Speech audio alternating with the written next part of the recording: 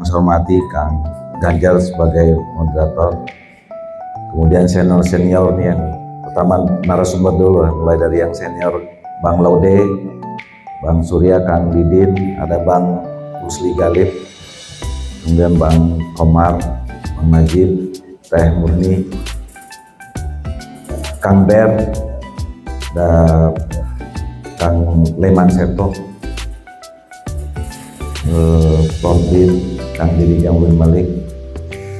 Saya mohon maaf nggak bisa nyebut semua karena tadi ada yang tanya nih kenapa kita yang bukan angkatan 70-an diundang. Saya bilang yang diundang ini adalah aktivis HMI pada tahun 70-an dan aktivis HMI yang lahir tahun 70-an.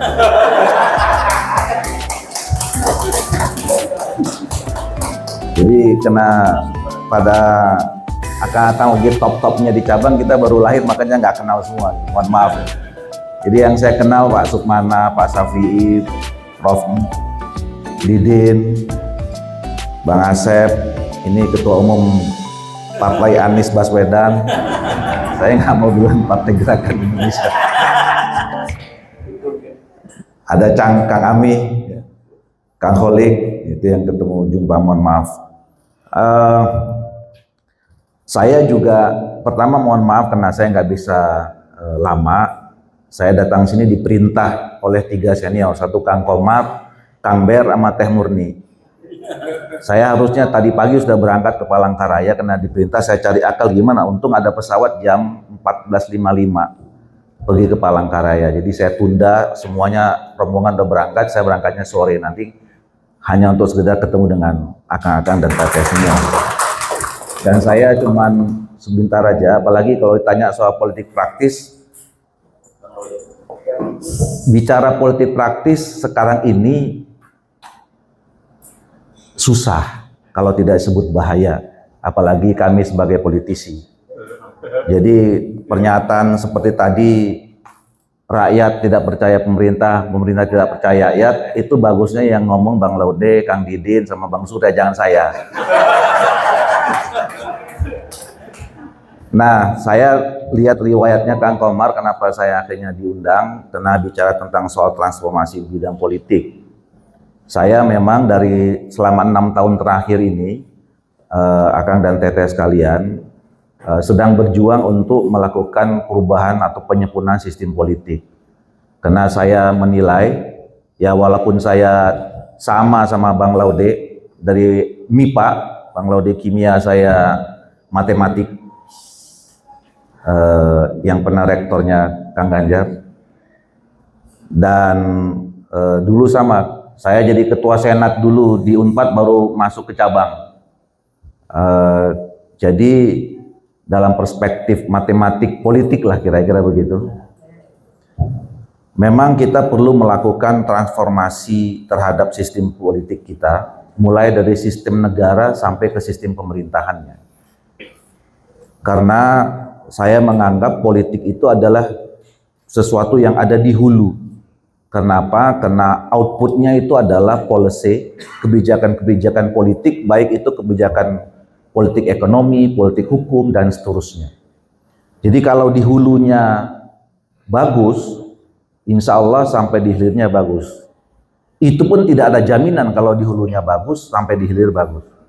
Tapi kalau sudah di hulunya tidak bagus, maka kemudian pasti di hilirnya tidak bagus juga. Tadi seperti yang disampaikan Kang Ganjar, walaupun kita tujuannya bagus, tapi landasannya nggak ada, caranya salah juga, tidak ketemu. Nah, salah satu hulu juga di sistem politik itu adalah sistem pemilu. Ya,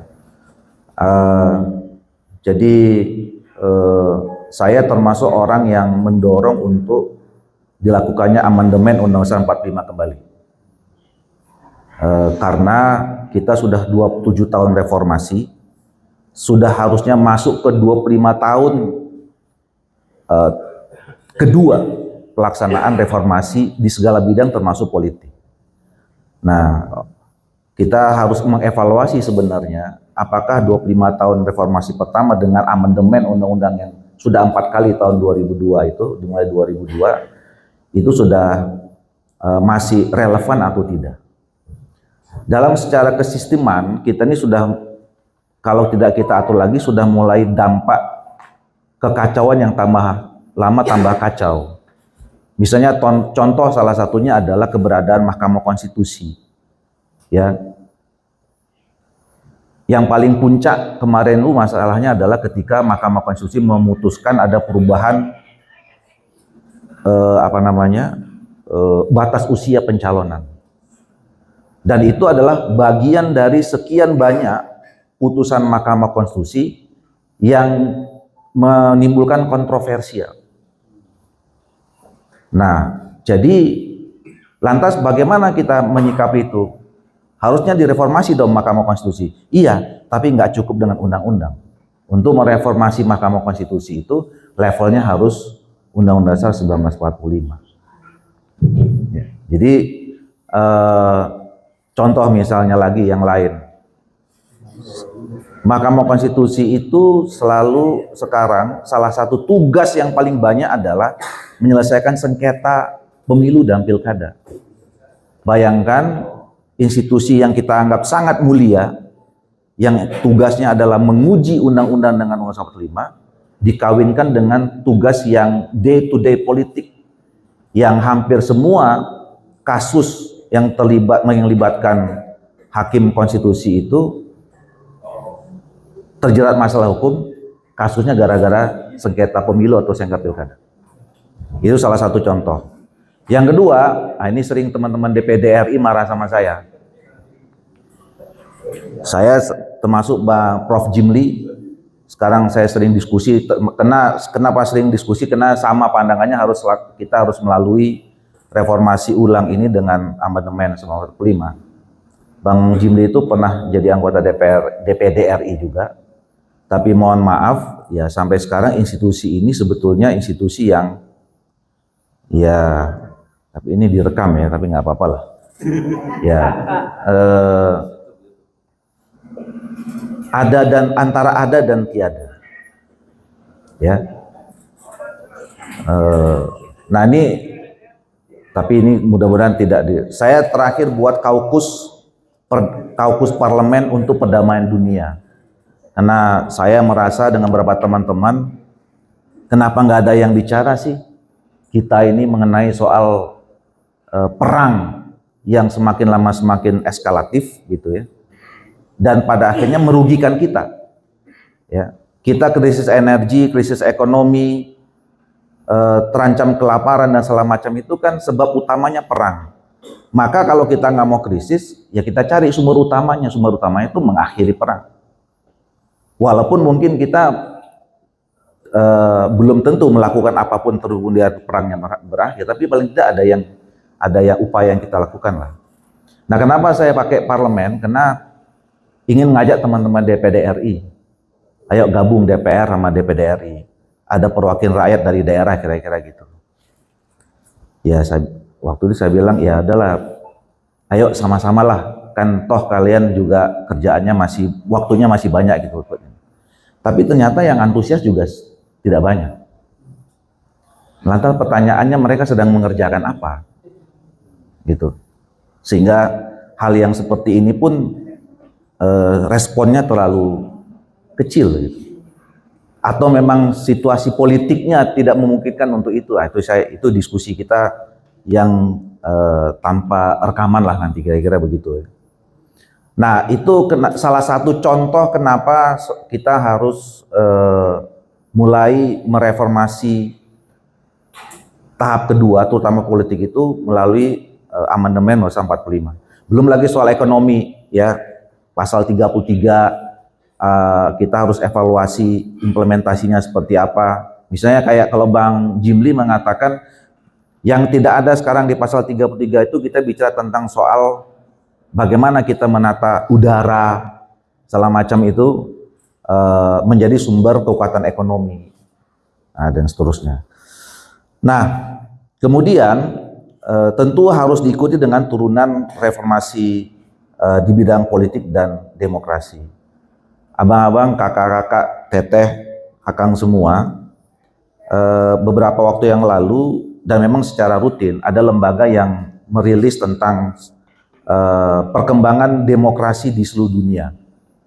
Jadi ternyata even termasuk Amerika itu sekarang juga mengalami regresi tentang pelaksanaan demokrasi. Dan Indonesia termasuk negara yang terus dianggap indeksnya menurun. Nah, jadi sebenarnya kalau kita bicara tentang demokrasi, ya demokrasi ini sedang mengalami penurunan makna sebenarnya di hampir seluruh belahan dunia. Jadi ada pertanyaan, nanti bisa saya kirim, lebih banyak warna orange-nya dibanding dengan warna biru. Yang orange itu dianggap oleh negara-negara yang anti atau kontraproduktif terhadap perkembangan demokrasi. Dan kita termasuk salah satunya. Nah, oleh karena itu kita nggak boleh berhenti juga melakukan reformasi di bidang politik dan demokrasi itu. Misalnya,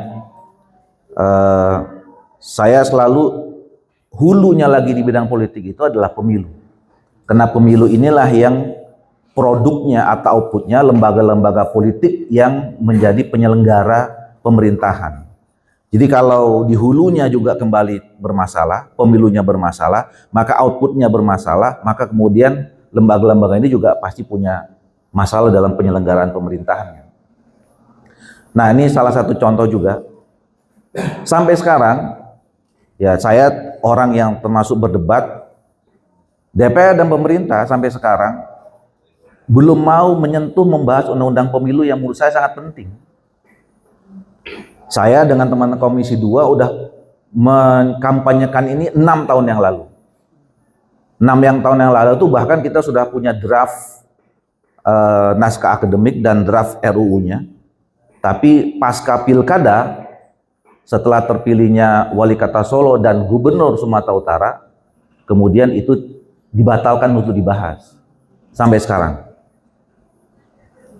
Nah, dan sekarang juga kita berharap tadinya sebetulnya pemerintahan ini harus segera mulai membahas soal itu. Tapi ini sudah hampir 2 tahun, nggak dibuka-buka juga. Mungkin kalau Akang Teteh melihat 2 hari, 3 hari ini saya berdebat dengan salah satu di DPR juga, saya minta ini dipercepat, yang satu ngomong nggak usah buru-buru, tahun depan aja gitu. Nah, jadi itu situasi-situasi yang ya agak sensitif tapi nyerempet-nyerempet dikit nggak apa-apa lah, kira-kira begitu ya. Nanti yang dalamnya nih kita diskusi. Jadi artinya Akang Teteh sekalian, tadi meminjam kata Kang Ganjar, memang situasi kita sedang tidak baik-baik saja, even masalah politik juga, ya.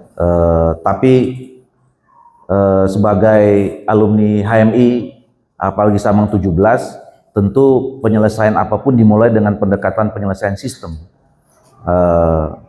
sambil berjalan pendekatan day-to-day politik, kira-kira begitulah. Nah, jadi mungkin saya ingin mengajak, misalnya kita punya ketua umum partai ya insya Allah punya masa depan gitu, kita diskusi tentang apa sebetulnya yang bisa kita kontribusikan tentang perubahan sistem. Nah, dari saya mungkin sistem politik, Kang Didin di sistem ekonomi, nanti soal energi, Bang Laude dari segi teknologi dan seterusnya. Karena saya mengikuti Bang Laude ini tadi bicara tentang satelit, Bang Laude barusan. Ya, jadi sebenarnya kita punya potensi untuk mendiskusikan tentang membangun atau melakukan transformasi lah terhadap sistem negara yang bagian itu sistem pemerintahan, sistem politiknya. Saya kira itu saja. Saya berharap mungkin setelah ini Kang Ber atau senior-senior bisa difasilitasi dengan diskusi-diskusi kecil yang FGD kecil yang tertutup, yang intens gitu, untuk kita bisa beri kontribusi yang lebih konkret. Makasih, selamat buat Akang Teteh semua, karena ini masih halal bihalal. Minal aidin wal faizin, mohon maaf lahir dan batin. Bila taufiq hidayah, assalamualaikum warahmatullahi wabarakatuh.